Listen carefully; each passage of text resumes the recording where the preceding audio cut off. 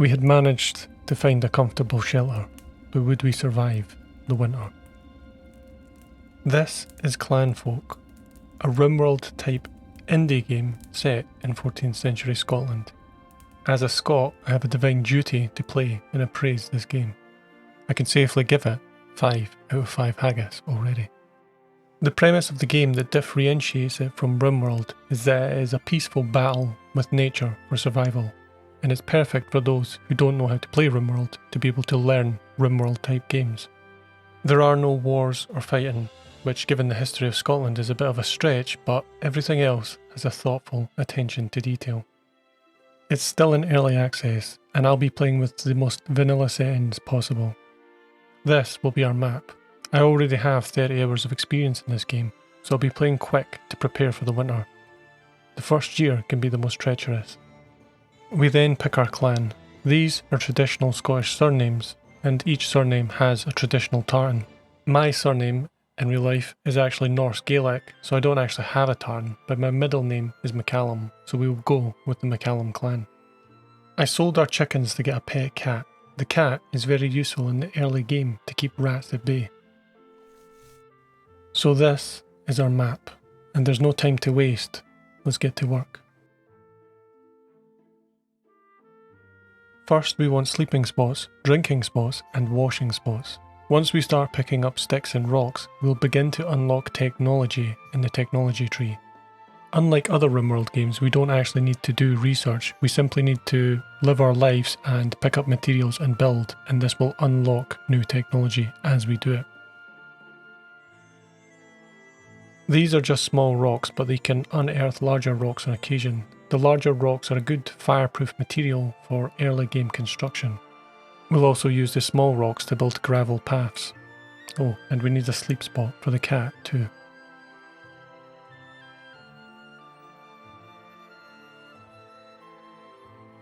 I'll look for mushrooms, but it doesn't look like there is any, not yet. They normally grow more in the fall, but we'll definitely want to gather these oats once we have some tools to do so.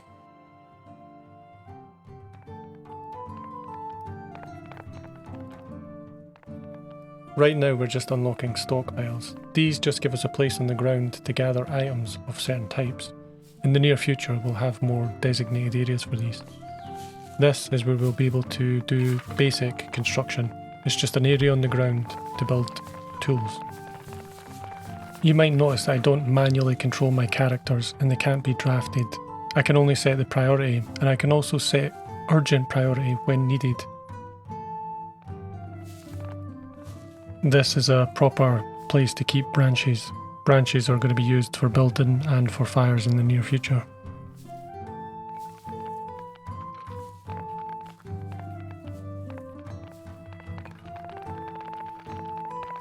Good, we've unlocked the stone sickle. Now we can harvest those oats.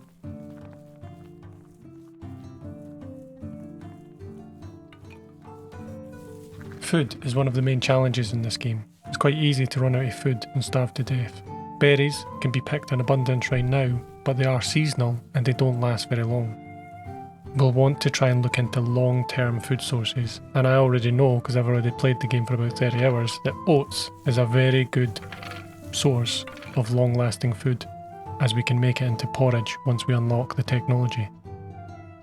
We can also find things like wild onions and wild beans, but those don't have the same longevity that oats do.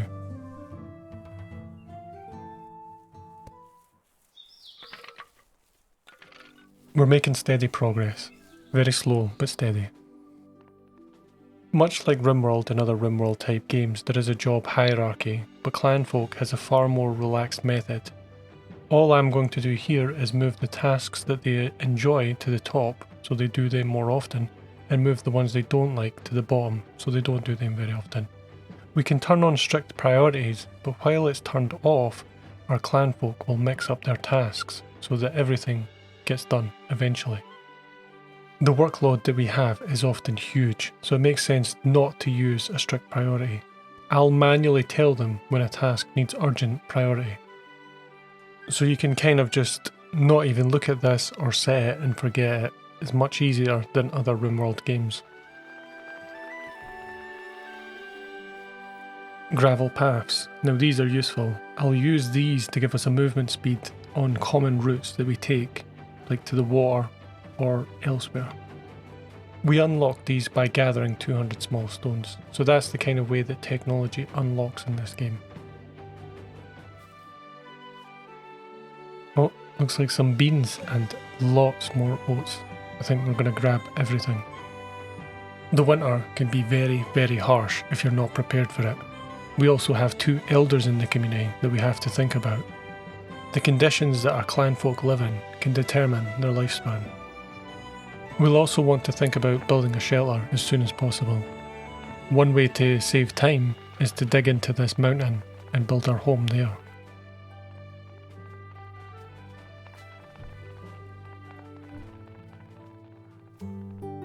These reeds are a good source of getting hay quickly, and we're going to need a lot of hay at the beginning of the game.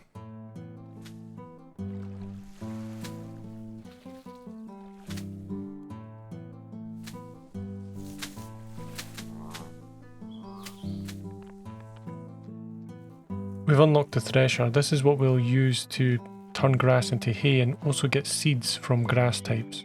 This is what we'll use for the oats to get the actual oats from the oats sheaf that we've got here.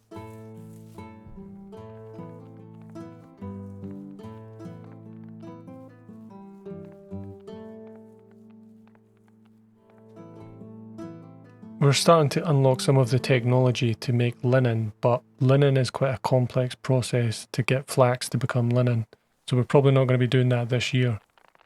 For the first year we have more important things that we must focus on, like food and shelter.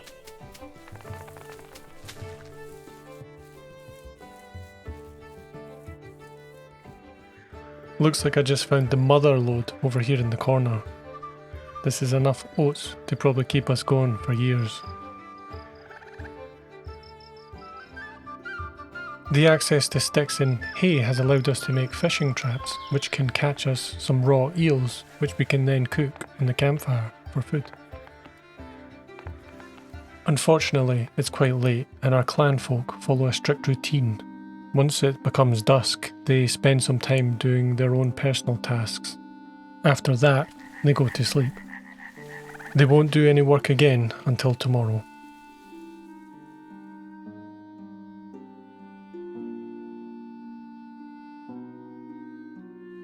Not all of the family was sleeping. The cat was out hunting, and it seems to have caught something, unlocking the meat rack for us.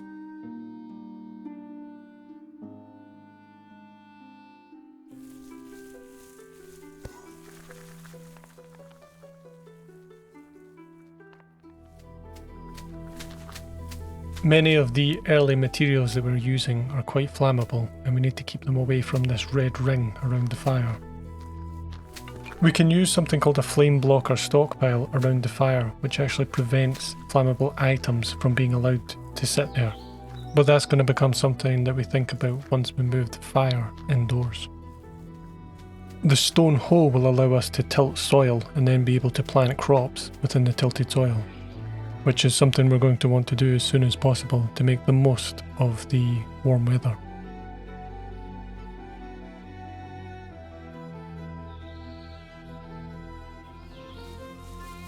A serving basket is where we'll store our vegetables and mushrooms.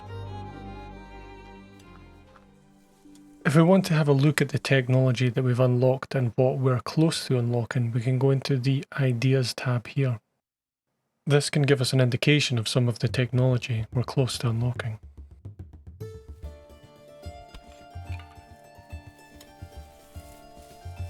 Looks like we just unlocked the ability to make clothes and a sleeping mat.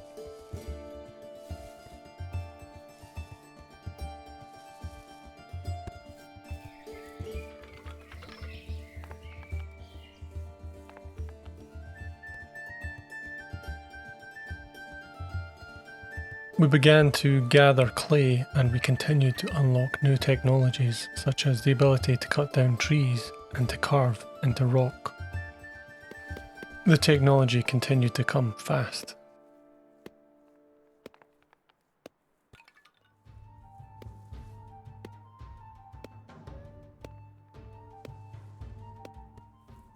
It was time to start thinking about building our first residence, a cave within this mountain.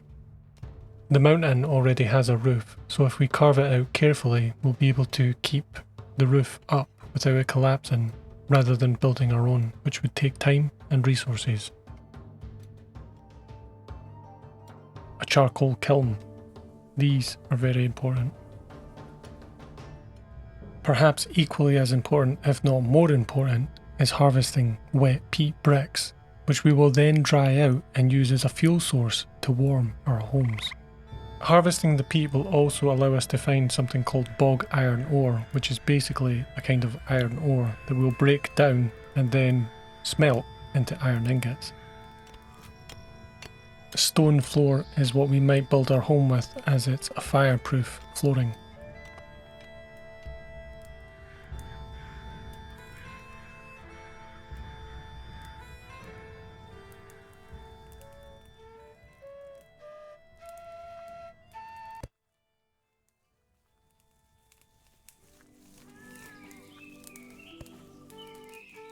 These rat traps are certainly helpful, as rats will steal our stored food. Another day and lots to do.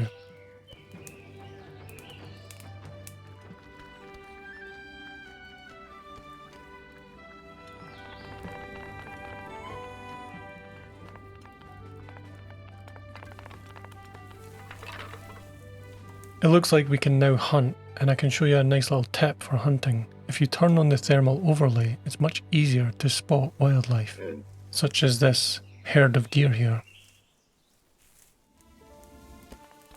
Kilns are very useful. They allow us to turn clay into bricks and tiles, but they also allow us to create pottery to store water or chamber pots to store poo.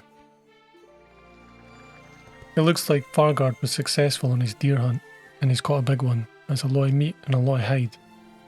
Hunting is Fargard's favourite task, so he'll be very pleased with himself. I'll try to cook as much of the meat as I can to help preserve it, but a lot of this meat could go to waste, as we don't really have a good way to store meat.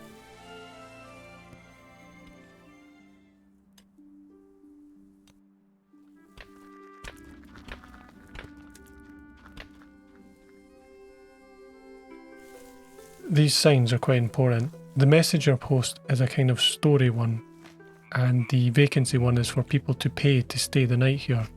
We'll also be able to unlock ones for a market for people to come here to sell stuff, and also for an advertisement for workers, so we can pay people to come help us do the work.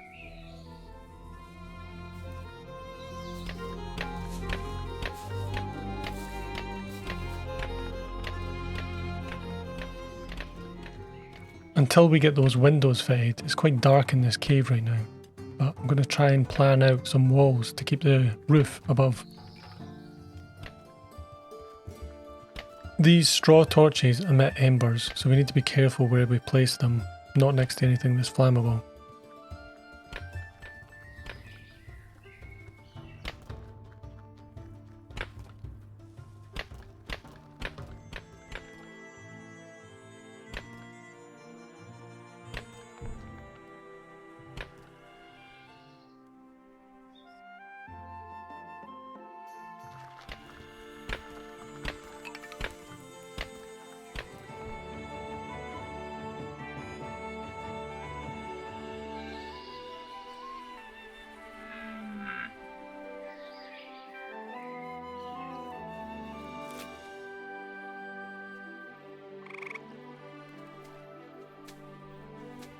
The clothing will provide some warmth as it gets colder, particularly the fur, which will provide quite a lot of warmth. Overall, all progress is moving quite well. The cave is coming along and our technology is coming along very fast. We're starting to grow some crops, which should serve us this year, if not next. I'm also building a gravel path and a bridge here so that we can get easier access to other areas of the map. Oh, and there we go. The job board and the trading post. If you look down at the bottom tabs, there's one called task list, and we have 425 tasks that are outstanding, so we really need the job board and to start getting some help to get things done quickly. To be able to pay the workers, we're also going to need to try and make money, We'll do that with the market, probably selling peat or whatever we have in abundance. An additional way of making money is to let travellers stay the night here for a fee. But to do that, we'll need to provide food and shelter for them, which we basically don't quite have at this point, but we're getting close.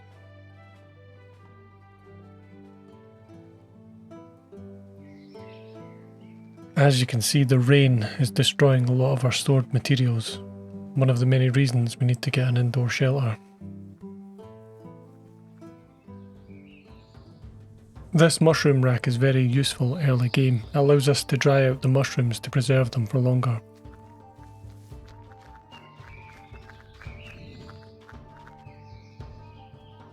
Clay bowls and clay jugs are very useful as they're going to unlock some better cooking options for us.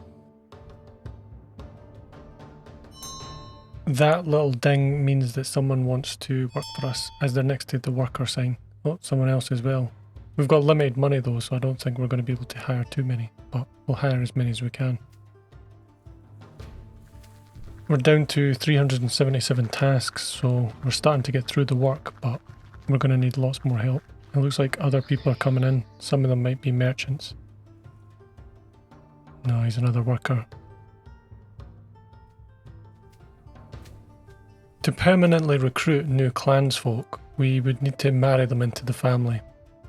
Right now our children aren't old enough to marry, but once Catherine here is old enough, she'll be eligible to marry a suitor who will then become one of the MacCallum clan. And I've also just noticed I've messed up this roof. It collapsed in the middle, so we're going to need more supportive walls. Different roof types have a different span of how far they can go. Some can go out 2, some can go out 3. I'm not sure what happened here, but we need more walls to hold up the roof.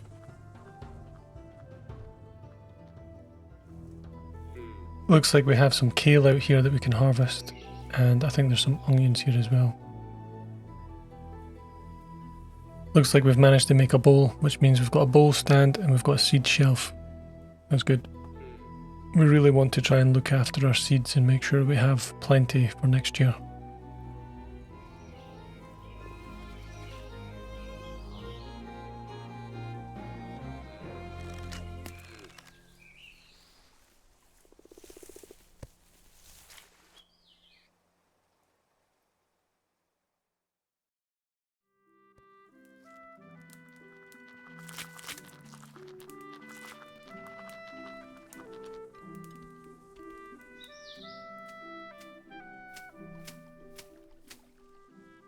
A cooking pot, perfect. We desperately need one of these to make better use of our food. It kind of helps preserve the food while it cooks it. At the same time, it provides, I think, 6 meals. So it uses some meat and some vegetables and it will create a meal. I'm thinking that I don't really want it here because it's probably going to produce some heat, and I'm thinking that I might be able to isolate the vegetable basket and the meat basket and use a vent in the wall to be able to chill that room separate from the rest of the cave so it's cold, to be able to preserve the vegetables and the meat. I mean, the preservation technique isn't going to work during the summer, but it'll work during the winter. So when it's cold outside, we'll keep that room cold. It's really the winter that you worry about running out of food anyway. During the summer, there's an abundance.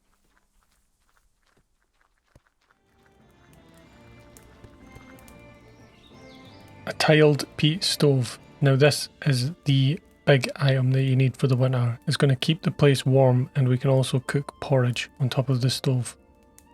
I'm really going to need to rethink the whole layout of this place and dig more of it out. Fortunately, the tiled peat stove, it doesn't actually produce embers. It produces heat without embers, so it's not a fire hazard, basically.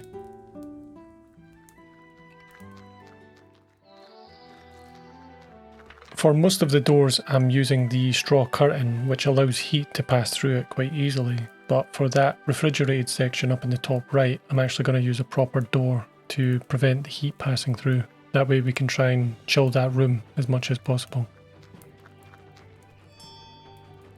Hire another worker, and it looks like the market's here. So this is the other clans that will come and sell us stuff. The bottom is what I can sell him, so I'm going to sell him some hides so that we can pay for the workers. He doesn't really have anything I want to buy. I do want a dog eventually, but they're expensive and you need to feed them, so we're not ready. But they will protect livestock in the future.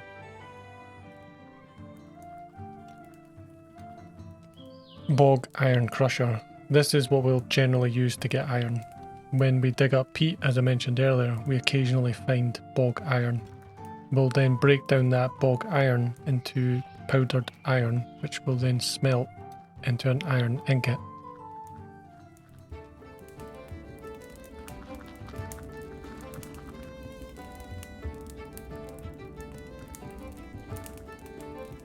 I'm not sure if the heat is transferring from the charcoal or something, but this room's actually pretty warm with this vent, so I'll close it. Let's have a look. And now the temperature's going down, so okay. During the summer we might want to keep this vent shut then.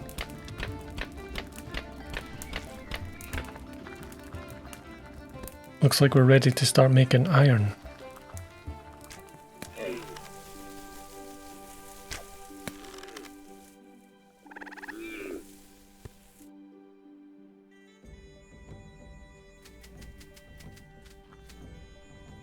And it looks like we've got the peat stove up and we can make bros. Bros is basically porridge. For some reason we use oats and peat. I don't think you would ever put peat in porridge. And if you're wondering what peat is almost like soil and plant matter that you find in a bog. I dare say the cave is starting to look quite nice. The peat stove is burning away, keeping the place warm. Not that we actually need it on this time of year, but I just forgot to turn it off, which I should probably do. But not before we get a bowl of porridge on the go, as we have plenty of oats. As you can see, there's plenty of space in here for ourselves and for the guests. It's a bit crowded, I suppose, and there's blood on the floor, but we'll clean it up. We'll separate the rooms to be more private, as people do prefer to sleep in a private room of their own.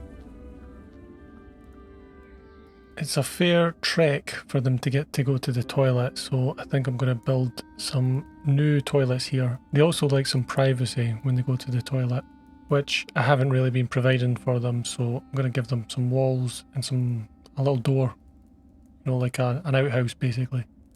I mean, I'm calling it a toilet, but it's a hole in the ground that they'll take a shite in. But we will eventually unlock bare toilets with a chamber pot, so then those can be put inside the house rather than outside.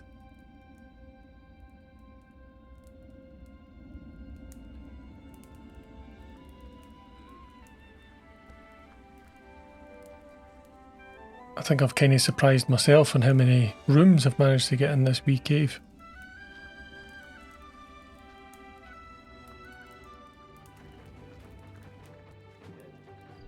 Planks. Once we get a few of those built, that's going to unlock quite a few technologies.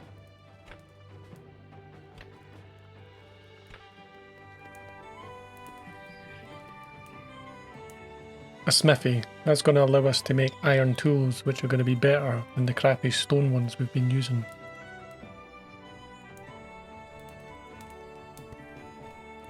I'm definitely going to want to move all this sort of like industrial sort of stuff eventually, but for now, I think it's eventually going to go over here. I might dig out these mountains here and put the sort of main industrial stuff inside those, so they've got an overhead mountain protecting them from the rain.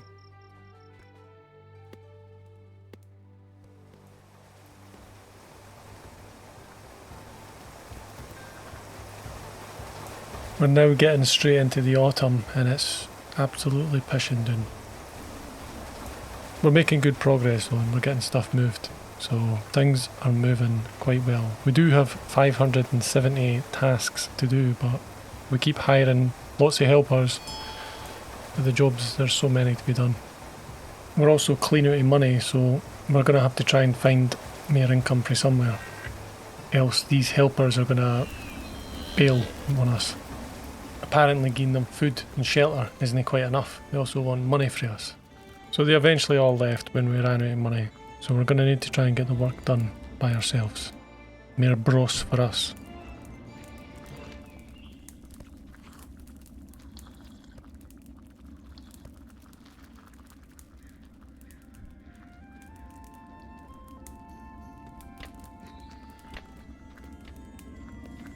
The cave was looking very homely, very comfortable. We still had plans to build a fireplace to cook things and a smoker to be able to smoke meat and fish. The place was pretty dirty and we needed to get a clean, but things were looking pretty good. When it comes into the autumn, you lose the ability to be able to plant new seeds, so whatever you've already planted is all you're going to be able to get. When the weather starts to get colder and colder, our wee pet cat, I think I've named him Jazz, or she's not going to be able to get water once the water freezes, so it's best to build them a wee tray of food and a wee tray of water.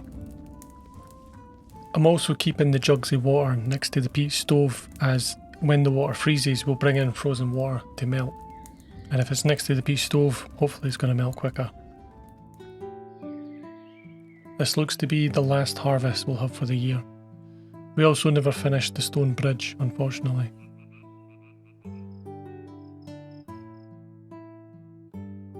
We've got a chance here to do a bit of trading and try and get a bit of money so we can hire some workers, as we've still got lots and lots of stuff to do. The seniors in our clan, Edward and Marion, they're actually gaining lifespan. Either this is a bug or the good living conditions is increasing their lifespan. I was expecting them to not survive the year, but it looks like they're going to survive a long time. The first time I played this game, the elders were not so lucky and they didn't last very long at all. But I was sleeping outside like an absolute gazelle. Our wee cave here is far from uninhabitable. It's actually a really nice little cave.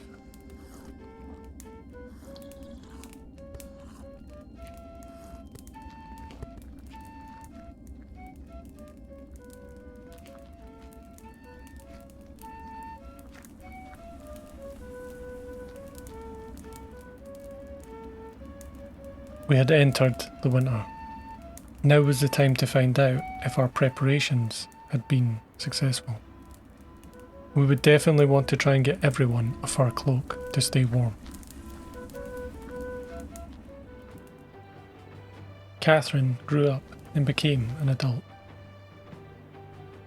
We quickly got the message post constructed so that if there was any possible suitor from another clan, they would get in touch. We were very lucky and the refrigerator room was working like a charm.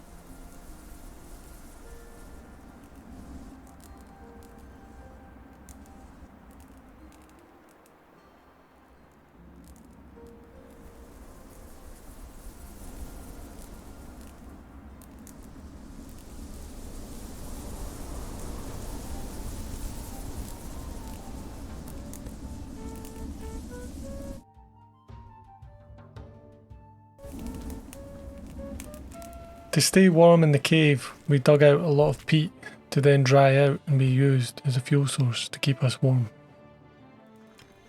We got the smoker finished and we began smoking meat to preserve it for longer. Our food sources were pretty stable, and if we had to, we could fall back on the porridge. But the winter got colder and colder and we were hit with blizzards.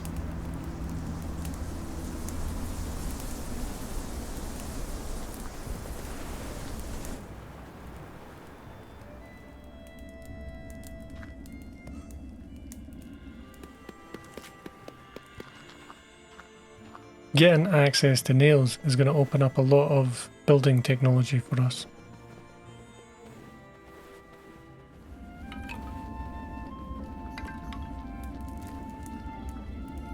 Our food storage was working incredibly well. The youngest, the baby, Margaret, grew up to become a juvenile. This meant she would also be able to help around the homestead now. We still had not found a suitor for Catherine, but we were in no rush.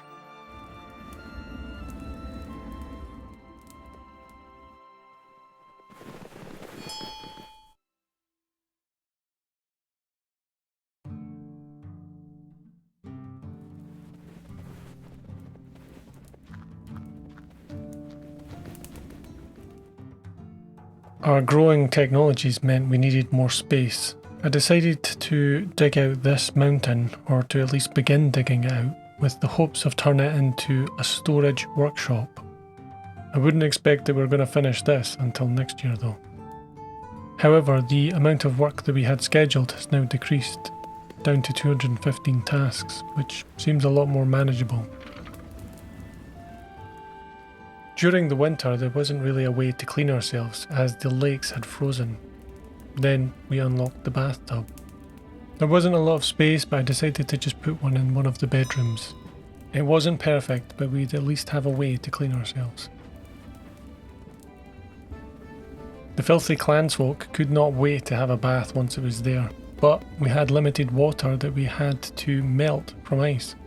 This source of water that we had was also what we needed for drinking and for cooking. You can also see what happens when the peat stove goes out. Things begin to freeze instantly. It quickly became too cold for Christine to even finish her bath. The peat stove was quickly reignited and people were able to have their baths once more.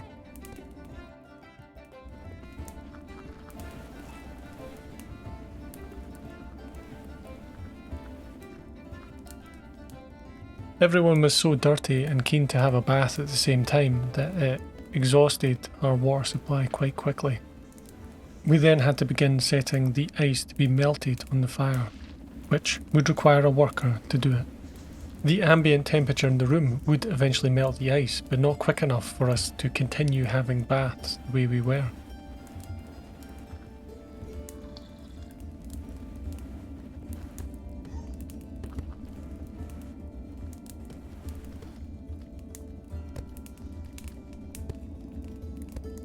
All this luxurious clean living was certainly having its benefits on the elders, Edward and Marion. And so we were in the heart of winter, our first winter together as a clan. But it wasn't a harsh winter for us. Our preparations had paid off, and the cave had served us well. Soon it would be spring and we could plant new seeds, and we could begin to build proper homes for ourselves and our growing family and clan. The story of the MacCallums has just begun.